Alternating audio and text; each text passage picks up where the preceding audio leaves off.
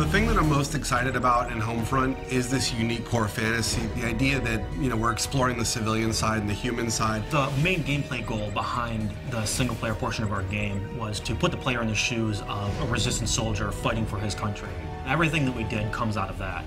How your weapons work, how you relate to the world, the kind of missions that you go on, it all comes from that. In a lot of shooters, you have the best equipment and great number of allies and an army behind you. In this case, you're civilians turned freedom fighters, and you have to fight against this greater force that has better equipment than you do. And it's really a sort of get in, get out situation. It's an interesting place for us to be on this one, because everybody's expectations is military shooter, military shooter. We want guys who are professional. But, guys who are really professional in war are like robots.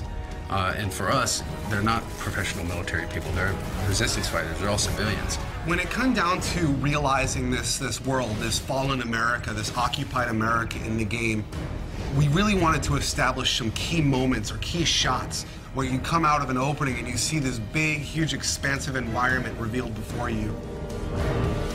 You see this enormous vista of this plane that crashed when the EMP went off. It's kind of like this moment where you're like, this is really something different. It's really spectacular. We really want people to feel like this looks like a place that I grew up in, and then twist it, and now it looks abandoned, now it looks collapsed. The second thing, which I think has been a huge win for us overall, is going after real-world brands. We really want to get these brands in here because they're part of the fabric of American life. So one of the places that the Koreans use as a supply depot is a classic big box store. And they sort of move in and they use the big space to store all their military stuff. And it's one of our big set pieces where the military goes on a raid mission to steal a bunch of fuel.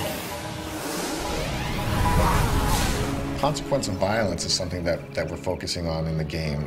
War is not a pretty thing, and there's not always lots of positive events that come out of it. It's actually very dark and tragic, and we want to show that element in Homefront, which you don't really get in a lot of shooters. Jake, just put them out of there, Missouri. Let those bastards come! In an average FPS, you'll blow through 30 to 100 guys every 15 to 20 minutes or so. And you sort of get this what we call massacre fatigue. When you stop even caring, you don't even realize that you're killing humans.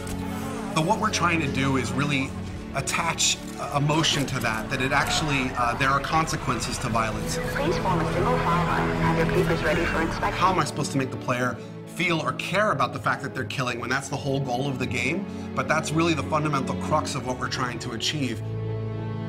Your character in the game, his name is Robert Jacobs. He's a former pilot. He's recruited by the Resistance because they need a helicopter pilot. So Boone is a former police officer. He's the leader of the current Resistance cell and sort of the father figure of the whole unit. He's less about killing the Koreans and more about what can I do to free my people.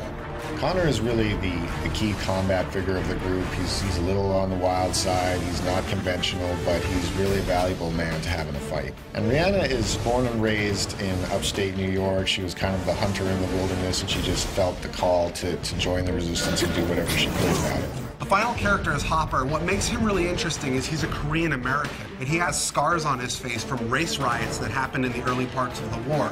The supporting cast is kind of interesting because you run across all these civilians who have totally different approaches. Some will work with you, some will support you, others might betray you or sell you out, and we create all these kind of neat moments around all these supporting characters.